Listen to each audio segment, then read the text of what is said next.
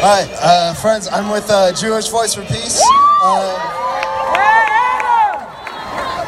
It is so great to be here in front of you. I love all of you. Earlier this month, members of Jewish Voice for Peace, as well as the members of 19 other organizations, were banned from entering Israel. We were put on the blacklist because of our support for boycott, divestment, and sanctions. PDX is a call from Palestinian civil society to build a global movement. What's that? Oh, yeah. Project more. Okay.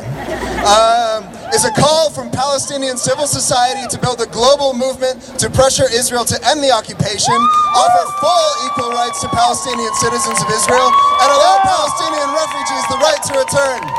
Palestinians represent one of the oldest and largest refugee populations in the world, with over 5 million people worldwide, many of them in refugee camps in Lebanon, Syria, Jordan, and even in their own land in Gaza and West Bank. JVP and the 19 other organizations are denounced as a threat to Israel. In the words of Israeli Strategic Affairs Minister Gilad Erdan, quote, "The boycott organizations need to know that the state of Israel will act against them and not allow them to enter its territory to harm its citizens." No country would have allowed critics coming to harm the country to enter it. In what way do we do harm? In what way are we a threat? We are a threat because we demand equal human rights and the right of return for all Palestinians.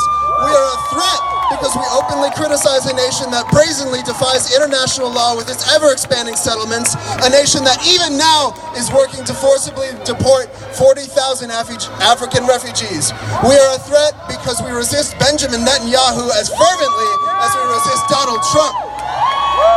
Jewish Voice for Peace Portland says justice from Portland to Palestine and everywhere in between. No walls, no ban, not now, not ever.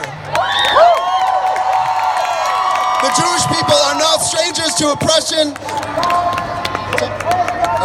Are not strangers to oppression, nor are we newcomers to the struggle for justice. Our history and our holy texts compel us to question unjust authority, to welcome all into our community, and to stand together with those who are suffering. You may have heard JVP denounced as anti-Semitic, but it is our very Judaism that compels us to do this work.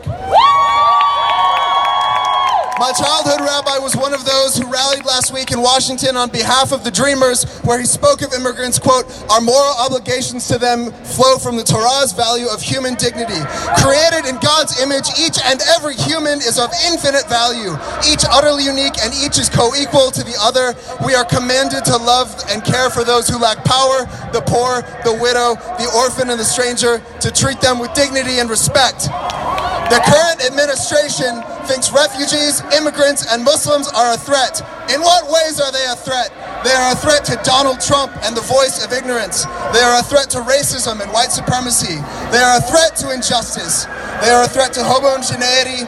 They are a threat to the enduring myth that outsiders are the cause of society's problems. All of us here know the truth.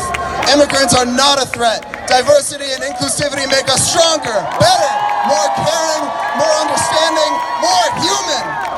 It is those who build walls, instigate wars, legislate bans, sow hatred, exploit the land and the humans who live on it, who are our common enemy. We say no to ignorance. We say no to xenophobia. We say no to intolerance and bigotry. We have been here before, and it is for everyone that we say never again.